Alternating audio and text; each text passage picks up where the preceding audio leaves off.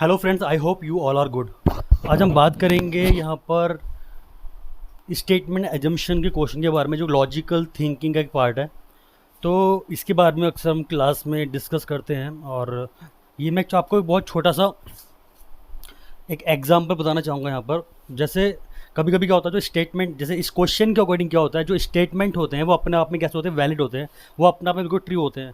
और हमें जो अजम्पशन यहाँ पर लगानी होती है वो स्टेटमेंट के बेसिस पर लगानी होती है।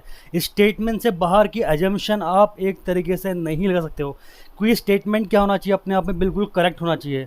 सपोज ये स्टेटमेंट ये कहता है कि it is desirable to put the child in the school at the age of 5 or सो।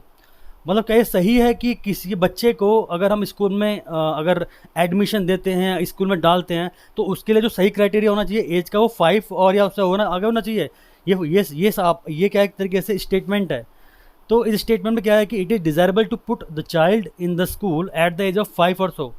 क्या डिज़ायरेबल है कि एक चाइल्ड को, एक बच्चे को स्कूल में डालना या कौन सी एज में, 5 एज में, क्या सही है? और सो तो अब ये अजम्पशन है एक तरीके से। अब ये अज्यूम जो आप करोगे इस स्टेटमेंट के बेसिस पर करना है। सपोज अगर आपकी अजम्पशन है उस स्टेटमेंट से बाहर जाती है, तो इसका मतलब क्या है कि आपकी अजम्पशन रॉन्ग हो जाती है। तो स्टेटमेंट को ध्यान में रखते हुए अगर हम एनालाइज करेंगे चीज़ों को, तो हमें चीज़ समझ में आएंगी कि हमारी जो अजम्पशन है वो किस लेवल की है। क्या अजम्पशन हमारी ठीक है, इम्प्लिसिट है या एक्सप्लिसिट है एक तरीके से। तो इसमें जो पहले अजम्पशन दी उसने, इसमें हम जो क्वेश्चन सीखते हैं वो ऐसा सीखते हैं कि कौन सा अजम्पशन आपकी ठीक है, पहली सही है, दूसरी सही है, या दोनों सही है, इस तरीके से। तो इसमें कह रहा है कि at this age the child reaches appropriate level of development and ready to learn.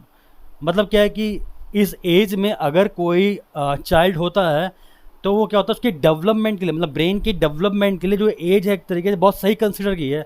इसलिए क्या है कि ये एज उसके लिए क्या है, बहुत सही एज है। इसलिए क्या है कि इसलिए हम एज्यूम कर सकते हैं, इसलिए ऐसा हुआ होगा। मतलब आज की जो एजम्पशन क्या है, अगर कोई स्टेटमेंट निकल के आ रहा है उस पर आपकी अजम्पशन क्या है। तो अजम्पशन क्या है एक तरीके से, एक ये हो गई। दूसरी अजम्पशन क्या है, the schools do not admit the children after 6 year of age. इसमें क्या कर रहा है कि 6 साल के बाद कोई भी जो बच्चे होते हैं उनको एक तरीके से क्या स्कूल में एडमिशन नहीं दिया जाता। ठीक है। तो अगर दूसरे इसकी हम बात करें, तो इसका और इससे कोई भी एक तरीके से मैच नहीं हो रहा है, क्योंकि ऐसे स्टेटमेंट में जो स्टेटमेंट दिया है इसने और एजम्पशन में क्या अलाइनमेंट नहीं आ रहा है। तो अब जो सेकंड जो आपका जो अजम्पशन है, इसके अकॉर्डिंग ये सही है या गलत है, ये इस बात पर डिपेंड करता है कि आपका जो स्टेटमेंट है अपने आप में वो कैसा है, वो सही है या गलत है। इसके बहुत बहुत सारे एक तरीके से क्वेश्चंस होते हैं। जैसे इसने बोला कि at this age the child reaches appropriate level of development and ready to learn. तो ये अपने आप में क्या इम्प्लिसिट है एक तरीके से, ये अपने आप में क्या सही है और ये अपने आप में क्या है गलत है।